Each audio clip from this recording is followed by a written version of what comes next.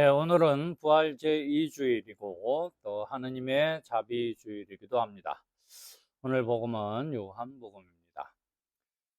요한복음 이 앞쪽에 보면 예수님께서 이제 제자들에게 나타나십니다.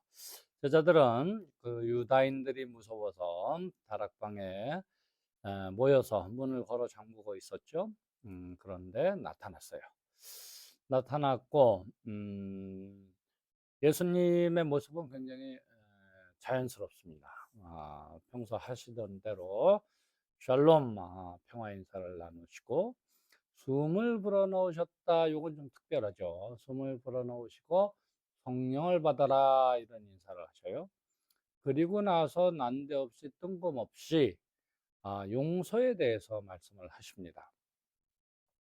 이게 이제 하나의 그 일련의 행동으로 보면 인사를 하고 숨을 불어넣고 성령을 받아라. 그리고 곧 이어서 용서에 대해서 말씀을 하시는데, 아니 무서워서 떨고 있는 제자들에게 뭐 누구를 용서하라는 건가? 음, 글쎄요. 자기들 자신들이 따르던 예수를 잡아서 십자가형에 못 박혀 죽였으니 일단 그 잡혀가는 데 있어서 그 이스카리옷 유다가 밀고를 했죠. 그 유다도 용서 못할 사람이 되고, 그 다음에 실제적으로 예수를 죽인 그 유다인들, 사제들, 기득권층, 그 다음에 이제 그것을 이제 총독으로서 그 죄도 없는데, 사형을 내릴 만한 죄도 없는데 그냥 무책임하게 그럼 걔네들이 알아서 해라 하면서 손을 씻는 빌라도, 이 모든 사람들이 다 용서 못할 놈들이다.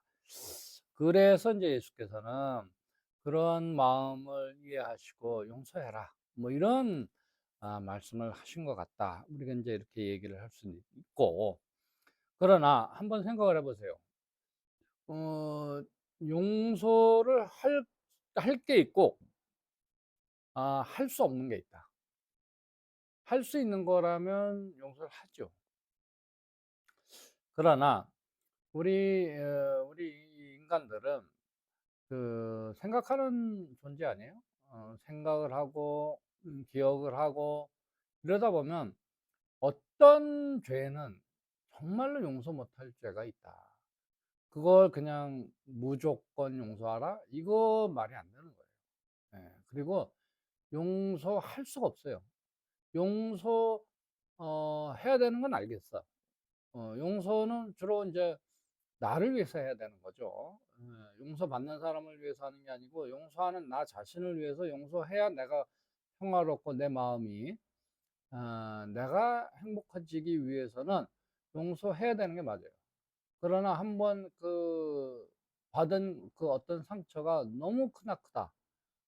그렇다면 이건 용서가 안 되는 거죠. 용서할 수 없는, 용서 불가능한 것들이 있다. 그러면 이런 것들은 어떻게 할 것이냐? 글쎄요, 이런 것들은 가능한 한 생각하지 않고 잊어버리는 게 좋겠죠. 나의 정신 건강을 위해서. 그러면 그것은 용서가 아니라 새로운 용어가 필요하다. 새로운 단어가 필요하다. 용서라는 것이 아닌 나를 위해서 그냥 기억 속에서 좀 멀어지고 잊혀지고 가는 것이 좋을 것이다. 그랬을 때 이것은 용서라는 단어 대신 다른 단어가 필요하지 않을까, 뭐 이런 생각이 들어요. 역사상에 우리 민족들에게 많은 죄를 지은 그런 이제 외적들이 있죠. 그런 것들은 무슨 뭐 임진왜란이니 뭐 이런 어떤 전쟁이라는 이름으로 우리 이 역사의 그 어떤 한 개인이 기억하는 것이 아니라 역사가 기록으로서 기억을 해야 된다. 그 다음에 어떤 이제 독재자가 있다. 그래서 그 독재자가 광주 항쟁, 광주 민주 항쟁을 이제 일어나도록 어떤 그러니까 국가의 군대로 자기들의 국민을 죽이는 이러한 범죄를 저지른 것은 잊을 수가 없는 거죠. 이런 건 용서가 안 되는 거예요, 사실. 그럼 이런 거 어떻게 하느냐? 기억해야지. 예. 역사에 기록해 놓고 또 어떤 현장을 보존하고 기념물을 만들고 추모비를 만들고 뭐 이런 식으로 용서하지 않고 계속 끊임없이 기록해야 된다. 그래야만이 같은 일이 또다시 일어나지 않도록 해야 된다. 최근에 우리나라에 있었던 지금 이제 비상계엄 윤석열이가 지금 재판을 받고 있잖아요. 자, 이 굉장히 우리 국민들의 마음을 아프게 하고 정말 큰일이 일어날 뻔했는데 이런 것들이 성공하지 못하게 한 국민의 어떤 이 파워, 이 국민들의 시민들의 깨어있는 민주 정신 이런 것들이 막아낸 거 아니에요? 이런 것들 이런 거 아주 디테일하게 이제 이 정보를 수집하고 기록하고 보존해야 됩니다. 그래야만이 더 이상 이런 일이 다시 일어나지 않는다. 또 지금 그 내란 그 주요 임무 종사자들 버젓이 지금 활동하고 있잖아요. 뭐 대통령 대행이라든지 지금 뭐 그 미국과 뭐 무역 그 관세 협정 뭐 이런 거를 국민이 뽑지 않은 그런 대행들이 지금 나라를 팔아먹으려고 한다. 자신들의 이익을 위해서. 그러니까 아직 내란이 종식되지 않았다. 이런 것들은 기록해 놓고 하루빨리 이 법적인 절차 안에서 민주제도 안에서 처벌이 이루어지고 마땅한 그런 결과를 내어야만이 또다시 이런 일이 일어나지 않을 것이다. 이런 거는 너무나도 이제 민주제도가 정착된 대한민국 안에서는 상식적인 일이 되어야 된다. 잘못을 저질렀으면 그 죄에 대한 죄값을 받아야 된다라는 것. 이런 것들이 공정하게, 과정이 공정하게, 결과는 정의롭게 되어야 된다. 뭐 이런 것들을 우리가 좀 생각을 해야 된다라는 것이죠.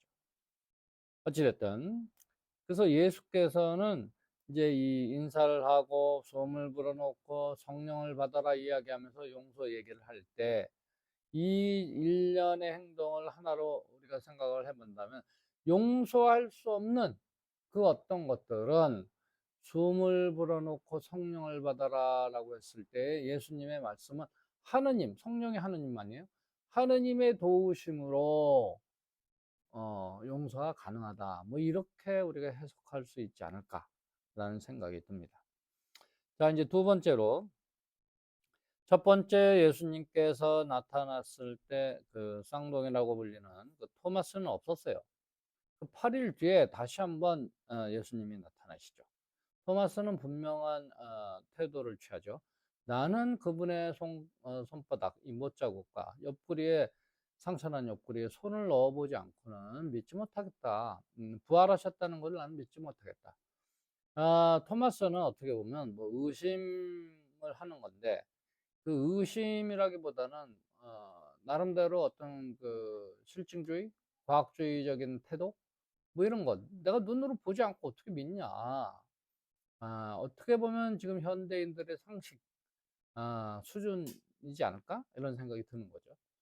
그래서 이제 8일 후에 예수께서 다시 나타나고 내 옆구리에 손을 넣어봐라. 그랬을 때 이제 토마스는 그것을 보고 믿고 부복하죠. 어, 그랬을 때 예수님께서 이제 말씀하시죠. 보지 않고 믿는 사람은 행복하다라는 것입니다. 자, 그러면 보고 믿는 건 뭐냐? Seeing is believing. 봐야 믿는 거 아니에요? 이게 어떻게 보면 이제 그 입증하고 과학적인 그런 태도죠. 어, 보지 않고 어떻게 믿냐? 실증주의. 입증을 해야 된다. 그게 우리 현대는 상식이 상식. 보지 않았기 때문에 믿지 않은 토마스를 비난할 수는 없어요. 그러나 예수께서 이제 한마디 덧붙인 건 뭐냐? 보지 않고 믿는 사람 행복하다. 이 말씀을 어떻게 해석을 할 수 있을까? 예를 들면, 이 입증해야 해야만이 믿는 태도, 과학적이고 어떤 실증적인 태도, 이것이 굉장히 상식적이고 오늘날에서는 정말로 상식적인데, 이것이 더 나아가면 이제 어떻게 되느냐, 과학주의가 이제 미신으로 갈 수 있다. 어, 과학으로서 과학이 이제 발달하면, 아직 발달 안 한 부분이 있지만, 아직 발달하지 않은 영역이 있지만, 과학으로서 뭐든지 입증이 되고 그렇게 된다면 할 수 있다. 뭐든지 할 수 있다. 이런 어떤 과학이 오히려 미신이 되는. 예를 들면 이제 우주 만물, 지금 지구에 있는 여러 가지 것도 아직 우리가 모르는 것도 많지만, 이 은하계, 우주 이렇게 나가면 이제 인간의 지식의 영역을 벗어나는 거 아닙니까? 그래서 이제 그것을 알려고 뭐 허블 망원경이니 제임스 웹이니 뭐 여러 가지 이제 그 천체를 관측하고 별들의 생성과 소멸을 연구하고, 또 뭐 암흑물질이니 무슨 뭐 블랙홀이니 이런 거 아직도 인류의 지식으로서 해결 안 되는, 그러니까 우주 전체의 알아야 될 지식이 있다면 인류가 알고 있는 것은 그것의 한 뭐 2%밖에 안 된다, 뭐 이런 식으로 얘기를 하는 거죠. 나머지 98%를 모르는데, 그냥 과학이 발달하면 뭐든지 할 수 있다, 이런 미신 적인 태도, 이런 것들을 좀 경계해야 되지 않을까. 모르는 건 모르는 거대로 우리가 인정을 해야 된다. 그 모르는 부분이 있는 거예요. 예. 그러면 이제 보지 않고 믿는 방법. 그렇다면 보지 않고 믿는다는 것은 뭐냐? 믿음이라는 것은 우리 심리적인 안정을 주는 것이에요. 그랬을 때 심리적 안정은 행복하기 위한 기초단위 아닌가? 이 마음이 평온하고 안정돼야 이 상태에서 이제 행복할 수 있는 그런 아주 기본적인 기본값이 되는 것이다. 뭐 이런 것으로 해석할 수 있지 않을까, 이런 생각이 드는 겁니다. 그리고 이제 행복을 위해서는 용부삼위를 실천하면 되는 것이고, 용서하라, 두려워하지 마라, 사랑하라, 미워하라, 불의를, 요거에 대해서 우리가 좀 깊이 생각해 봐야 되겠다라는 것입니다. 자, 그 다음에 세 번째로는 이제 이 요한복음은 90년대 사복음서 중에 가장 나중에 쓰여졌잖아요. 그래서 굉장히 그 신학적인 정립이 다 끝난 시점이다. 그래서 굉장히 이 교회가 설립이 다 된 상태, 그러니까 예수를 따르는 공동체가 이미 돼 있는 상태. 그래서 어떤 믿어야 될 것, 그러니까 교리적인 것들이 인위적으로 가미돼 있다. 그래서 오늘 이 복음에도 이 기록의 목적에 대해서 아주 뚜렷하게 이야기를 하고 있습니다. 이 기록의 목적은 예수가 메시아다. 메시아가 기름 부은 자라는 뜻이, 지도자, 그리스도라는 같은 뜻이죠. 그리고 하느님의 아들이다. 이것을 믿어라는 거예요. 이것을 믿게 하고 그렇게 믿음으로써 생명을 얻게 하려는 목적으로 이 글을 썼다라는 거예요. 그러면 예수가 메시아고 하나님의 아들이라는 것을 믿는다는 것은 그 아드님이 알려준, 그러니까 복음을 선포한 것, 아까 얘기한 용두삼위, 그 네 가지를 실천할 때 우리가 기쁘게 살 수 있다. 복음, 그게 기쁜 소식, 복음 아니에요? 그랬을 때에 그걸 믿고 생명을 얻게 하려는 것이다. 여기서 생명을 얻게 하라는 것은, 생명이라는 것은 그냥 목숨 이런 뜻이 아니고, 여러분 이 생명이 넘쳐나야만이 어떤 활기 있고 기쁘고 이런 상태 아니에요? 그러니까 이 예수님의 복음 선포를 믿고 실천할 때 기쁘고 행복하다라는 것입니다. 그러니까 여러분들이 기쁘고 행복하게 잘 살게 하기 위해서 이 기록을 남겼다, 이런 뜻이 되는 것이죠. 예.